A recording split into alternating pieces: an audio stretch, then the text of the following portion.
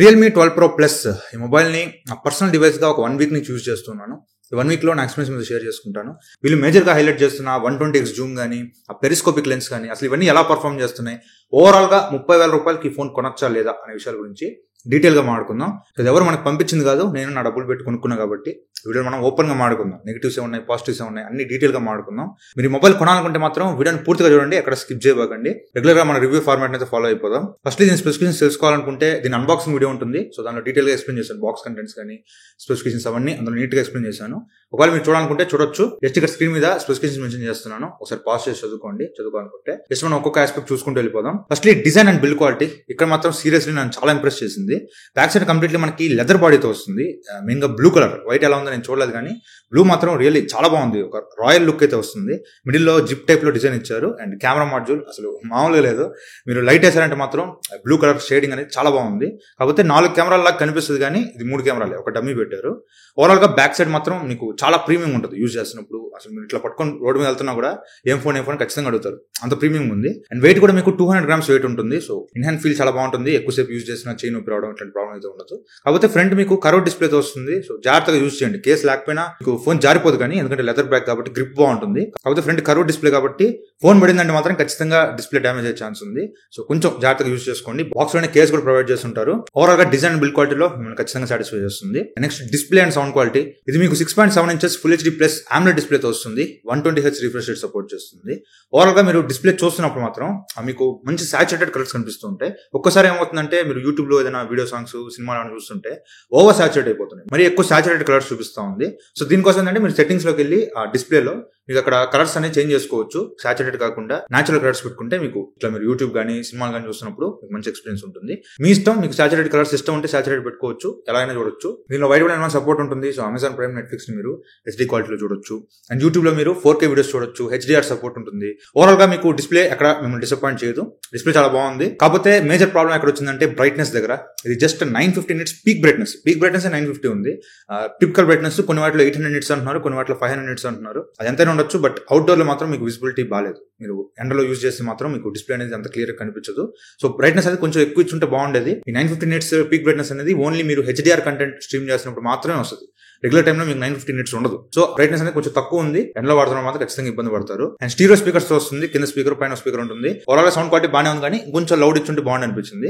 Next processor. ఇది Snapdragon 7S Gen 2 processor తో వస్తుంది. సో 7S Gen 2 ప్రాసెసర్ అనేది మీకు ఇంచుమించు స్నాప్డ్రాగన్ 778G ప్రాసెసర్ ఉంటుంది కదా, దానికి నియర్ పర్ఫార్మెన్స్ అయితే ఇస్తుంది. ఇది 4 nanometer మీద బిల్డ్ అయిన ప్రాసెసర్.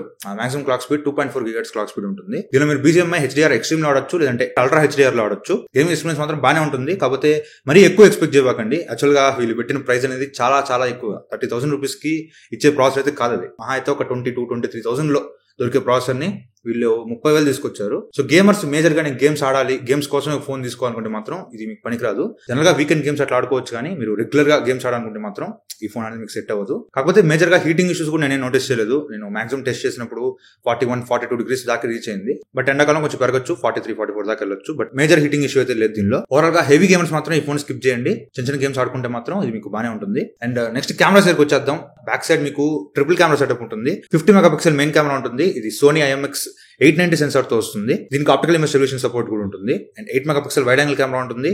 64 MP పెరిస్కోపిక్ కెమెరా ఉంటుంది. సో ఇది మేజర్ గా వీళ్ళు హైలైట్ చేస్తుంది కూడా. ఈ పెరిస్కోపిక్ కెమెరాతో పోర్ట్రేట్ షాట్స్ చాలా బాగా వస్తాయని చెప్పేసి వీళ్ళు హైలైట్ చేస్తున్నారు. అండ్ దాంతోపాటు 120x జూమ్ చేసుకునే ఆప్షన్ కూడా దీనిలో మనకి ఇచ్చారనమాట. యాక్చువల్లీ ఈ ఫోన్ నేను తెచ్చిన వెంటనే టెస్ట్ చేసినప్పుడు ఆ కెమెరాస్ అనేవి అంతగా నచ్చలేదు. యాక్చువల్లీ పెరిస్కోపిక్ కెమెరాస్ లో మీరు 3x పోర్ట్రేట్స్ ఇస్తున్నప్పుడు ఒక రకమైన షేడ్ వచ్చేస్తుంది అండ్ వైట్ కలర్ లేయర్ లాగా వచ్చేస్తుంది అనమాట. దాని మీద కొంచెం వైటిష్ వస్తున్నాయి ఫోటోస్. తర్వాత ఒక 2-3 days తర్వాత ఒక అప్డేట్ వచ్చింది. సో అప్డేట్ తర్వాత ఈ ఇష్యూ అయితే సాల్వ్ అయింది అనమాట. ఇప్పుడు నేను చూపించే శాంపుల్స్ అన్ని కూడా అప్డేట్ తర్వాత తీసిన శాంపుల్స్. అప్డేట్ ముందు బాగాలేవు, బట్ అప్డేట్ తర్వాత చాలా వరకు ఇంప్రూవ్ అయినాయి అండ్ చాలా వరకు ఇంకా దరిద్రంగా తయారైనాయి. నేను మీకు చూపిస్తాను. ఫస్ట్లీ డే లైట్ కండిషన్ లో బ్యాక్ కెమెరా యూస్ చేసి మీరు నార్మల్ గా ఫోటోస్ చేస్తుంటే మాత్రం చాలా బాగా వస్తున్నాయి. మీరు జూమ్ చేసినా కూడా డీటెయిల్స్ బాగానే క్యాప్చర్ చేస్తుంది. అండ్ పోర్ట్రేట్ షాట్స్ వస్తే 1x పోర్ట్రేట్స్ బాగానే ఉన్నాయి. 1x పోర్ట్రేట్స్ లో ప్రాబ్లం ఏం లేదు. అండ్ 3x పోర్ట్రేట్ షాట్స్ మాత్రం అసలు మైండ్ బ్లోయింగ్ అనమాట. మీరు డే లైట్ లో అవుట్డోర్ లో మీరు ఫోటోస్ ఇస్తే మాత్రం 3x కెమెరా యూస్ చేసి మీరు 100% సాటిస్ఫై అవుతారు. చాలా బాగా వస్తున్నాయి ఫోటోస్. యాక్చువల్ అప్డేట్ ముందు చాలా చాలా దరిద్రంగా వచ్చేవి. యాక్చువల్లీ వీడియోలో ఇంకా టెస్ట్ చేసి చెప్తాము, అప్పుడే బాలేదని చెప్తే బాగోదని నేను అన్బాక్సింగ్ వీడియోలో చెప్పలేదు. బట్ ఇప్పుడు చెప్తున్నా, అంతకు చాలా వర్స్ట్ గా వచ్చేవి. బట్ ఇప్పుడు చాలా చాలా ఇంప్రూవ్ చేశారు. అప్డేట్ తర్వాత మీకు 3x పోర్ట్రేట్స్ అనేవి చాలా బాగా వస్తున్నాయి. ఇది మేజర్ గా మీరు ఫ్లాగ్షిప్ ఫోన్స్ లో యూజ్ చేస్తుంటారు. Vivo flagship phones, Oppo flagship phones లో ఈ పెరిస్కోపిక్ లెన్స్ ఎక్కువగా తీసుకొస్తుంటారు. ఇంచుమించు చాలా పర్ఫార్మెన్స్ ఉంది, కానీ మరి సామ్సంగ్ S24 అల్ట్రా ఇట్లాంటి వాటితో కంపేర్ చేయకండి. జనరల్ గా వివో, ఒప్పో ఫోన్స్ లో ఉండే ఆరెంజ్ పర్ఫార్మెన్స్ అయితే దీనిలో ఉంది. నెక్స్ట్ వీళ్ళు మేజర్ గా హైప్ చేస్తున్నది 120x జూమ్. ఇది మాత్రం నాకు నిజంగా సాటిస్ఫై అవ్వలేదు. వీళ్ళు కంపేర్ అసలు లాంచ్ ఈవెంట్ లో వీళ్ళు డైరెక్ట్ గా S24 అల్ట్రాతో కంపేర్ చేసుకున్నారు. S24 అల్ట్రాలో 100x ఉంటుంది, మన దాంట్లో 120x ఉందని చెప్పేసి అలా హైప్ చేసుకున్నారు. అసలు సామ్సంగ్ S24 అల్ట్రాతో కంపారిజన్ లేదు దీనికి. జస్ట్ ఏదో చూపిస్తా ఉంది. మీరు అవుట్డోర్ లో ఫోటోస్ ఇస్తే మాత్రం జస్ట్ ఇమేజ్ క్రాప్ చేస్తున్నట్టుంది. సో మీరు ఫోటోషాప్ లో కానీ ఎక్కడ క్రాప్ చేస్తే ఎలా వస్తుందో అలా చూపిస్తున్నాయి ఫోటోస్, అంతేగాని మీకు క్లియర్ డీటెయిల్స్ అయితే కనిపించట్లా, మొత్తం బ్లర్ అయిపోయి ఉంటుంది అనమాట. ఓవరాల్ గా మీకు 120x మీద ఎక్కువ ఆశలు పెట్టుకోవాకండి. ఏదో ఉంది, ఆప్షన్ అయితే ఉంది, కానీ మీరు ఇక్కడ జూమ్ చేసి పక్క విధులు ఏం జరుగుతుంది ఇవన్నీ చూద్దాం అనుకుంటే మాత్రం కుదరదు, అంత సీన్ లేదు. నెక్స్ట్ వీడియోస్ దగ్గరికి వస్తే బ్యాక్ క్యామ్ యూజ్ చేసి మీరు 4K 30fps వీడియోస్ రికార్డ్ చేసుకోవచ్చు. సో 4K 30fps కొంచెం మీకు షేకింగ్ వస్తుంది. దీనిలో ఆప్టికల్ ఇమేజ్ రిజల్యూషన్ మీకు 4K లో ఉండదు. సో కొంచెం వీడియో అనేది లైట్లీ షేకింగ్ వస్తుంది, బట్ యూజబుల్, బానే ఉంది, క్వాలిటీ బానే ఉంది. అండ్ మీరు స్టెబిలైజేషన్ ఆన్ చేస్తే 1080p 60fps కి మీరు ఆప్టికల్ ఇమేజ్ రిజల్యూషన్ తో వీడియోస్ రికార్డ్ చేసుకోవచ్చు బ్యాక్ క్యామ్ యూజ్ చేసి. బాగా స్టడీగా వస్తుంది, అండ్ కలర్స్ కూడా చాలా బాగున్నాయి. ఓవరాల్ గా అవుట్పుట్ అనేది చాలా బాగుంటుంది. బొకే వీడియోస్ కూడా తీసుకోవచ్చు బ్యాక్ క్యామ్ యూజ్ చేసి. 1080p 30fps పడిపోద్ది. బొకే వీడియోస్ మీకు బ్యాక్ బ్లర్ చేసినప్పుడు మాత్రం ఇక్కడ మేజర్ కొన్ని ఇష్యూస్ నోటీస్ చేశాను. లైక్ హెయిర్ అనేది కరెక్ట్ గా డిటెక్ట్ చేయట్లేదు, ఒకసారి ఎడ్జ్ డిటెక్షన్ అనేది కరెక్ట్ గా చేయట్లేదు. సో దానివల్ల ఏమవుతుందంటే మన హెయిర్ చుట్టూతో కొంచెం బ్లాక్ కలర్ లో స్ప్రెడ్ అయినట్టుగా అట్లా కనిపిస్తుంది అనమాట. 1-2 సార్లు కాదు, ఎన్నిసార్లు ట్రై చేసినా అలాగే వస్తుంది బ్యాక్ క్యామ్ బొకే వీడియోస్ మాత్రం. ఇది ఒక్కటి కొంచెం ఏదైనా అప్డేట్ లో సాల్వ్ చేస్తే బాగుంటుంది. అండ్ పెరిస్కోపిక్ కెమెరా యూజ్ చేసి 3x వీడియోస్ తీస్తే మాత్రం చాలా చాలా చాలా చండాలంగా వస్తున్నాయి. బాగా షేకింగ్ అనిపిస్తుంది, ఊరికే కదిలిపోతా ఉంది అనమాట. 3x లో వీడియోస్ చూస్తుంటే బాగా షేకింగ్ వస్తుంది. సో అసలు ఆ ఫుటేజ్ అనేది మీకు పనికిరాదు, దేనికి యూజ్ చేసుకోవడం పనికిరాదు అనమాట. 3x వీడియోస్ మాత్రం చాలా వర్స్ట్గా వస్తున్నాయి. ఇంకా 6x వీడియోస్ అయితే ఇంక చెప్పక్కర్లా, దీనిలో మాక్సిమం 6x వరకు వీడియోస్ రికార్డ్ చేసుకోవచ్చు. 6x వీడియోస్ అయితే అసలు పనికిరావు అనమాట, చాలా వర్స్ట్గా వస్తున్నాయి. అండ్ వీటితో పాటు స్ట్రీట్ మోడ్ అని ఒకటి తీసుకొచ్చారు. దీనిలో డిఫరెంట్ ఫోకల్ లెంత్ లో మీరు ఫోటోస్ తీసుకోవచ్చు. ఇక్కడ స్క్రీన్ మీద చూడొచ్చు, 16mm, 24mm, 48mm, 78mm, 140mm ఇలా మీరు ఫోటోస్ తీసుకోవచ్చు. ఫోటోస్ అయితే బాగానే వస్తున్నాయి. And 8 megapixel wide angle camera ఉంటుంది. వైడ్ యాంగిల్ కెమెరా పర్ఫార్మెన్స్ అయితే సూపర్ లేదు, యావరేజ్. అండ్ నైట్ టైం చూసుకుంటే 120x జూమ్ అనేది చాలా అసలు వేస్ట్, అసలు అవసరం లేదు. జూమ్ చేస్తే అసలు మీకు అక్కడ ఏముందో కూడా కనిపిస్తుంది అనమాట, చాలా బ్లర్రీగా చూపిస్తా ఉంది. సో 120x మీకు నైట్ టైం పనికిరాదు. నార్మల్ ఫోటోస్ అయితే బాగానే వస్తున్నాయి, డీటెయిల్స్ బాగానే క్యాప్చర్ చేస్తుంది. అండ్ 3x పోర్ట్రేట్స్ ఇక్కడ నైట్ మోడ్ లో చాలా చాలా వర్స్ట్ గా పర్ఫార్మ్ చేస్తుంది. స్కై బ్లాక్ ఉంది అనుకోండి, ఆ బ్లాక్ అనేది పర్పుల్ కలర్ లో చూపిస్తుంది. అసలు ఎందుకు అలా చూపిస్తుంది నాకు అర్థం కాదు. 1-2 సార్లు అంటే సరే, ఒక 4-5 ఫోటోలు తీసినా కూడా అన్నిట్లో అలాగే చూపిస్తుంది. అండ్ ఎడ్జ్ డిటెక్షన్ మాత్రం చాలా వర్స్ట్ ఉంది. లైక్ మీరు ఏదైనా పిక్సార్ట్ ఇట్లాంటి వాటిలో బ్యాక్గ్రౌండ్ బ్లర్ చేస్తే మీ ఫేస్ చుట్టూతా మీకు బ్లాక్ కలర్ లో వచ్చేస్తుంది, స్ప్రెడ్ అవుతుంది అనమాట. అలా చూపిస్తాం స్క్రీన్ మీద చూడొచ్చు ఫోటోస్.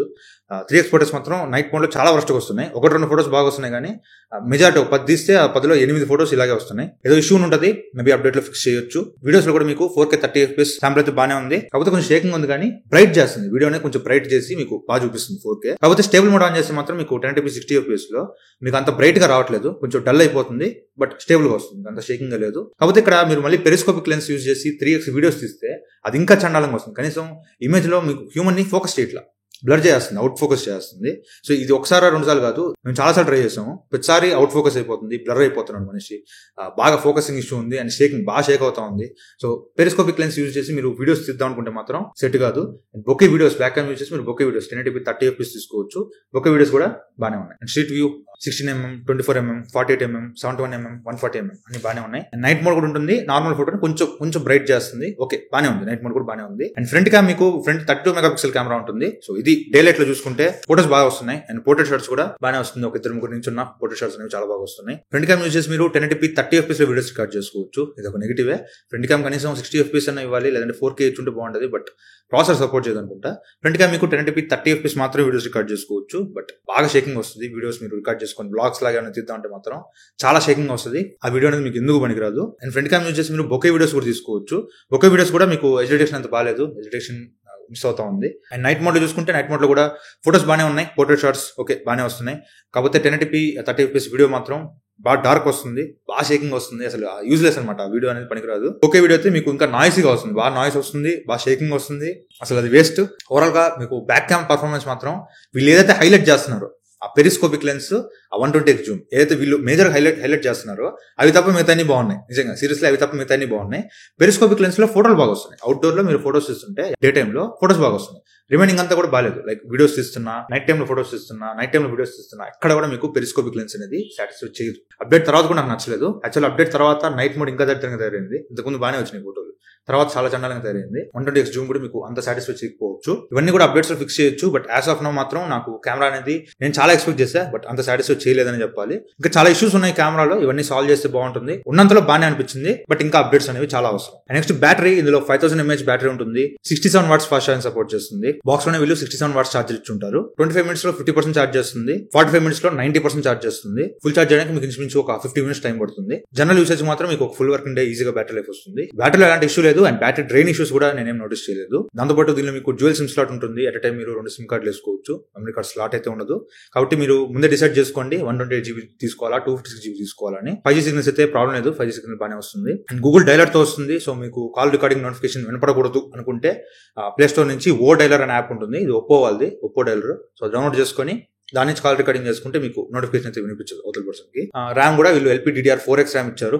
UFS 3.1 స్టోరేజ్ తో వస్తుంది. ఆ ప్రైస్ లో అవి యాక్సెప్ట్ చేయలేము, అన్ని కాంప్రమైజ్ చేశారు చాలా. ప్రైస్ చూసుకుంటే 8GB RAM 128GB మోడల్ 30,000 రూపాయలు తీసుకొచ్చారు. 8GB RAM 256GB మోడల్ 32,000 రూపాయలు తీసుకొచ్చారు. 12GB RAM 256GB మోడల్ 34,000 రూపాయలు తీసుకొచ్చారు. కార్డ్ ఆఫర్స్ గురించి నేను మాట్లాడను, నాకు కార్డ్ ఆఫర్ అప్లై అవ్వలేదు. And first sale February 6th ఉంటుందంట. సో ఆ సేల్ లో అన్న కార్డ్ ఆఫర్ అప్లై అవుతుందో లేదో తెలియదు. సో 2000 ICICI కార్డు మీద డిస్కౌంట్ అన్నారు, అవుతుందో లేదో తెలియదు. సో 30,000 ప్రైస్ బ్రాకెట్ లో మాడుకుందాం. 30,000కి వీళ్ళు ఏం ఆఫర్ చేస్తున్నారు? Display full HD display, 1.5K display వల్ల కాంప్రమైజ్. బ్రైట్నెస్ తగ్గించారు, సన్లైట్ విజిబిలిటీ బాగాలేదు. ప్రాసెసర్కి వస్తే 7S Gen 2. ఆ ప్రాసెసర్ అనేది మీకు 22,000 23,000 లోపు దొరికే ప్రాసెసర్ ని 30,000 రూపాయలు తీసుకొచ్చారు. ఇది యాక్సెప్ట్ చేయలేము. ఓకే, కెమెరా ఫోన్ కదా, ప్రాసెసర్ ఎంత ఇంపార్టెంట్ అంటే ఓకే పక్కన పెడితే కెమెరా చూసుకున్నాం. కెమెరాలో మేజర్ తీసుకొచ్చింది పెరిస్కోపిక్ లెన్స్ అని. అందులో చాలా ఇష్యూస్ ఉన్నాయి. 120x జూమ్ వాళ్ళు లాంచ్ ఈవెంట్ లో చెప్పినంత సూపర్ గా అయితే లేదు. ఓవరాల్ గా నాకు ఫోన్ అయితే చాలా కాంప్రమైజ్ చేశారనిపించింది. దీనికి కరెక్ట్ ప్రైసింగ్, కెమెరాస్ అన్ని ఇష్యూస్ అన్ని సాల్వ్ చేసిన తర్వాత అన్ని బాగున్నప్పుడు దీని పర్ఫెక్ట్ ప్రైసింగ్ 26,999. 26,999 కి ఫోన్ తీసుకొచ్చుంటే మాత్రం చాలా బాగుండేది. కార్డ్ ఆఫర్తో కలుపుకొని 25,000 రూపాయలకి వచ్చుంటే చాలా బాగుండేది ఫోన్. బట్ 30,000 రూపాయలు అనేది కొంచెం ప్రైస్ ఎక్కువైందని చెప్పాలి. సో యాజ్ ఆఫ్ నౌ నేను 30,000 అయితే ఈ ఫోన్ రికమెండ్ చేయను. బట్ ఫ్యూచర్ లో ఏదైనా ఆఫర్స్ వచ్చినప్పుడు 25 లేదా 27 ఈ లోపు వచ్చిందంటే మాత్రం ఈ ఫోన్ మీరు కన్సిడర్ చేయొచ్చు. ఓన్లీ మీరు కెమెరాస్ కోసం చూస్తుంటే, గేమర్స్ కోసం అయితే ఈ ఫోన్ నేను అప్పటికి రికమెండ్ చేయను. ఓన్లీ కెమెరాస్ కోసం మాత్రం ఈ ఫోన్ మీరు కన్సిడర్ చేయొచ్చు. ఒకవేళ 25,000 దగ్గరలో వస్తే అప్పుడు మాత్రం దీన్ని యాక్సెప్ట్ చేయండి. సో ఇది ఇవాళ వీడియో అయితే. సో వీడియో మీకు నచ్చింది అనుకుంటున్నాను. వీడియో మీకు నచ్చితే లైక్ చేయండి, షేర్ చేయండి, కామెంట్ చేయండి, ఛానల్ సబ్స్క్రైబ్ చేసి మాత్రం మర్చిపోకండి. Thank you for watching. Bye, జై హింద్.